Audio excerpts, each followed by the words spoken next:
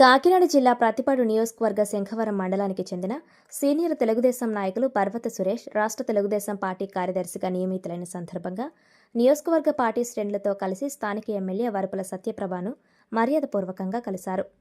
Party పదవి పొందిన సురేష్ను నియోజకవర్గ పార్టీ శ్రేణులు శాలువాలు కప్పి పూలదండలతో శుభాకాంక్షలు తెలియజేశారు. ఈ కార్యక్రమంలో నియోజకవర్గ పార్టీ నాయకులంతా పాల్గొన్నారు.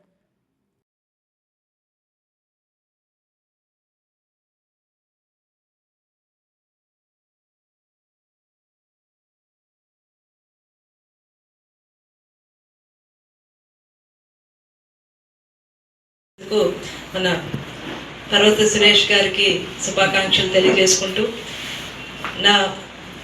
నేను రిప్రజెంటేషన్ ఇచ్చినా కూడా మన కాన్స్టిట్యున్సీ మీద నమ్మకంతో మనం పదవి ఇస్తే పార్టీ తరపున కష్టపడి పనిచేస్తారని ఒక నమ్మకంతో మన నాయకులు చంద్రబాబు నాయుడు గారు మనకి ఇవి పదవులు అన్నది ఇవ్వడం జరుగుతుంది.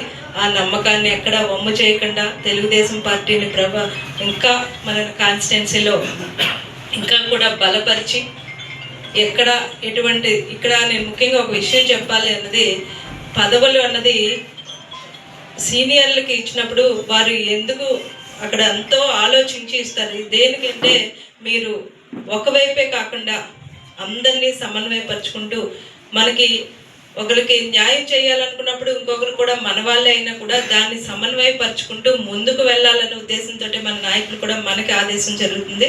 అది ఎక్కడా కూడా ఇదే ఇప్పుడు అన్నయ్య గారికనే కాదు, ఇంకా పదవులు ఇచ్చిన వారు వాళ్ళందరూ కూడా మండల నాయకుల దగ్గర నుంచి గ్రామ నాయకుల దగ్గర నుంచి కూడా మీరు మీ పరిధిలో అందరినీ సమన్వయపరుచుకుంటూ మన పార్టీని మన ఇక్కడ ఉన్న నియోజకవర్గం అంతటిని కూడా రాష్ట్రంలో అభివృద్ధి పదంలోనే కాదు ఎక్కడ ఏ ఇబ్బంది లేకుండా అక్కడ అంతా కూడా ఏకతాటి మీద నిలబడ్డారు అన్న వాళ్ళ ఆలోచనకి స్థిరంగా ఆలోచన బలపరిచేలా మీరు అందరూ కూడా ఉండాలని ఈ సందర్భంగా మనస్ఫూర్తిగా కోరుకుంటూ ఇందాక జరుగుతుంది.